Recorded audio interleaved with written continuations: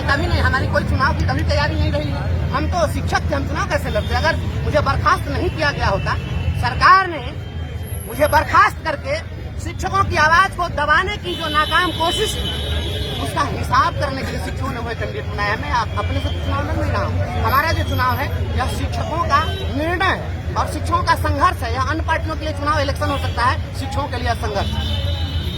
देवेंद्र ठाकुर तो कह रहे हैं कि शिक्षकों को फ्री में जो मौका दिया इससे पहले तो लोग ठेका पर काम कर रहे थे। ठेका पर काम कर रहे थे, उसके पहले जो शिक्षक थे वो कौन ठेका पर काम कर रहे थे?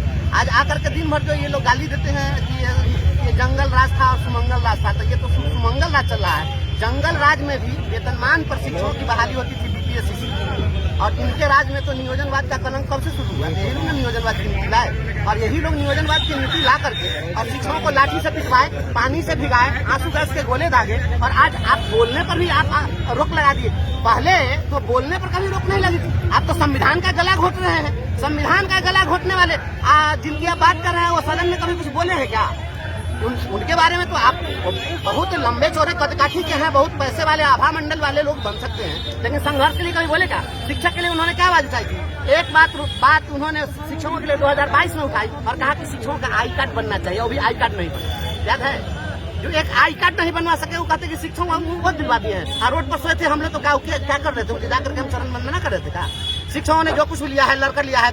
बिहार किसी के बाप की बकौती नहीं है। यहाँ के संसाधन पर हर एक शिक्षक, हर एक नौजवान, हर जन्म लेने वाले सबका समान अधिकार है। इसलिए अधिकार के लिए लड़ाई लड़ते हैं। हम लोगों ने अपना अधिकार जो कुछ भी लिया है लड़ के लिया है, छीन करके लिया है। इन्होंने कोई हमको पारितोषिक नहीं। तैयारियों की बात करें तो जनता से कैसा रिस्पॉन्स मिल रहा है? जो वोटर है यहाँ स्नातक की पूरे बिहार में 6 सीट है और किसी भी सीट के विजेता को 20,000 से ज्यादा वोट नहीं आता है।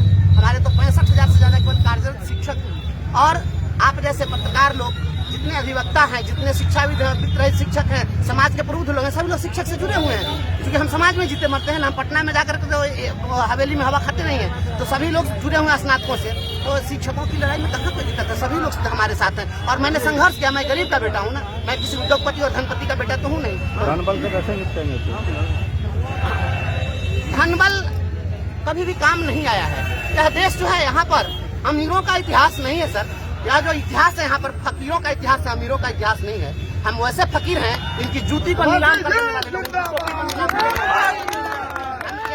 इनके धनबल पर संघर्ष का बल बहुत भारी है। उसकी तुलना ये नहीं कर सकते धनबल से। अगर धनबल की बात होती तो सारे धनबली नेता होते।